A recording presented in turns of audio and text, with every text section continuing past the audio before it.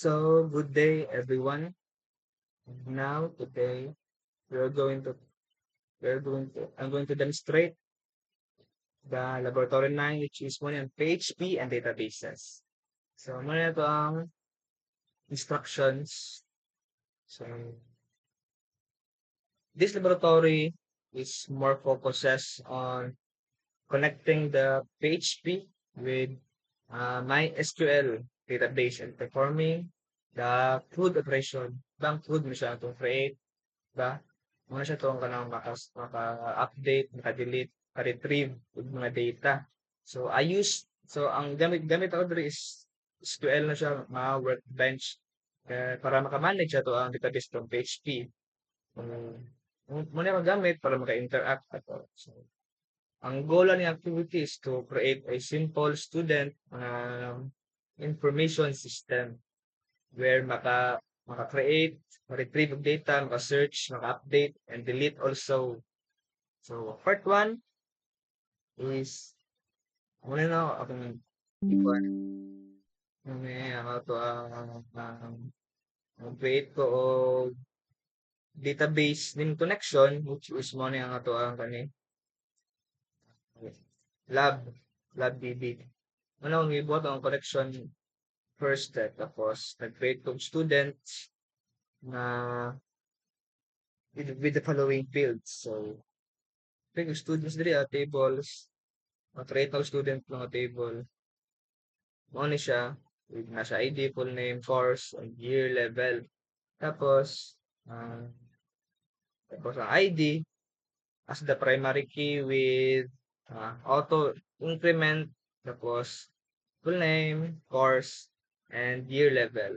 I also inserted sample students record to test the system. So, para matest ito sa atong system niya pag ato ng iran. So, itong iran siya. Ano? What na? So, muna ito atong pag-run sa itong system, no? Sa itong database, one, and so on and so forth. So, next is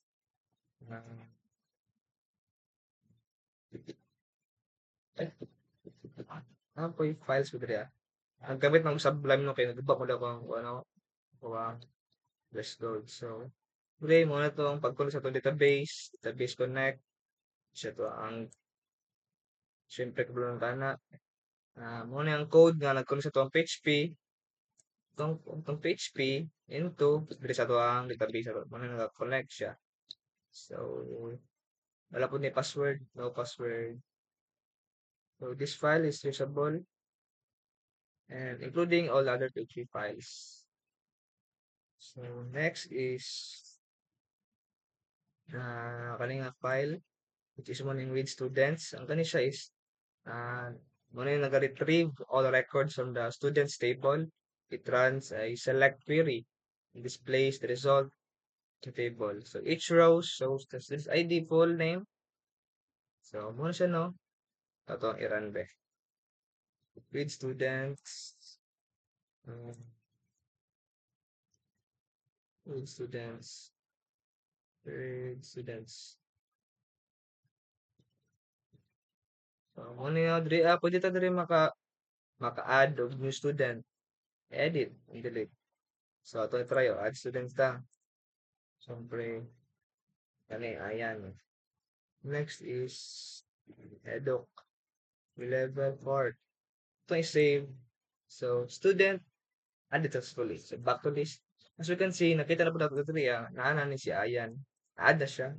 And also, makita po natin sa database, automatic siya ma-add once maka-input ka sa tuwang PHP na system. Ito ba sa ignore that. So, ito ano na to, ang tables na to. O, diba? Ano si Ayan. O, itong gi-input ito nga data. Ito na, Andrea. Para. Kung na siya, no? So, muna siya, kasi ito ang maka-display record sa ito ang gamit. So, port is insert. Naka-insert naman ta. Insert muna siya ang insert muna siya ang code na nag-allow ta sa user maka-insert siya sa iyang gusto nga information sa nga name, di ba? Natay full name, ba submit full name, course, year level. So mo na siya nga mag-insert student sa tuwang para po add student. So before inserting the data, the script checks if the fields are already. Then if the input is valid, the data is inserted in the database successfully, message is displayed. So part 5 is uh, kani edit student entry mo nitong code na maka-allow maka-edit sa tuwang data. So file retrieves a specific student record based on the ID passed through the URL. So mag-edit ano? Pwede maka-edit na rin. Pwede maka-edit ano eh. Ano ba yung kalibara? Makita dali di ba? 4 man siya din kalibara 4. Ato ning edit ni siya din kalibara. Into year level nga first year. First. Update na to. Name mo na siyang first year. Also sa to ang database. Atong i-refresh ba? Refresh. Triya. As you can see.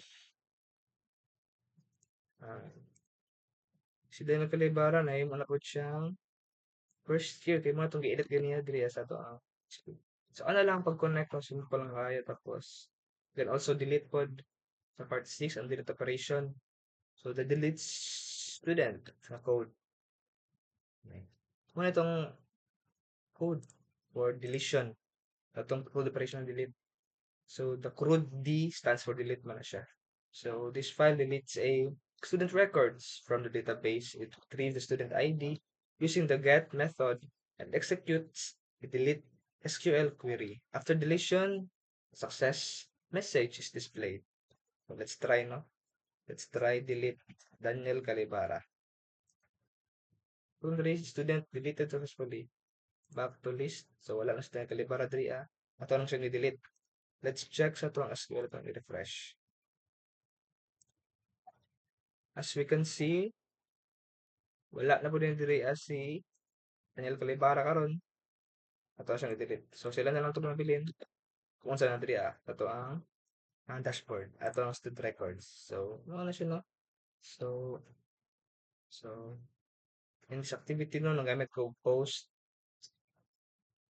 for form submission, tapos get for passing record IDs. Ano yung gamit ako. So, lastly is ang student dashboard. So, muna siya to ang system na to, no? Where combines all the functionalities into one page. So, i-combine na to. Student dashboards. Students dashboard. So, muna na siya ganyan, itong student dashboard. Pwede ito maka-search. Ayan. Ayan. Muna ito na siya sa pagkakas. So, muna nyo. Overall, natay search na function para makapangita ta sa data. Pa-edit ta, maka-delete. Diba? So, muna siya ang kuan sa to ang laboratory 9, no? So, in conclusion, muna siya ang laboratory 9, nag-demo siya sa PHP. How to connect sa duha ba? How they communicate with my SQL to perform, create, diba? Create ang data ganiya, maka-read sa data, maka-update. So, you can also update, edit, tapos, and lastly, delete operation, where we can also delete the data. So, by using SQL Workbench, so, ano, and that's it for the laboratory 9. And thank you.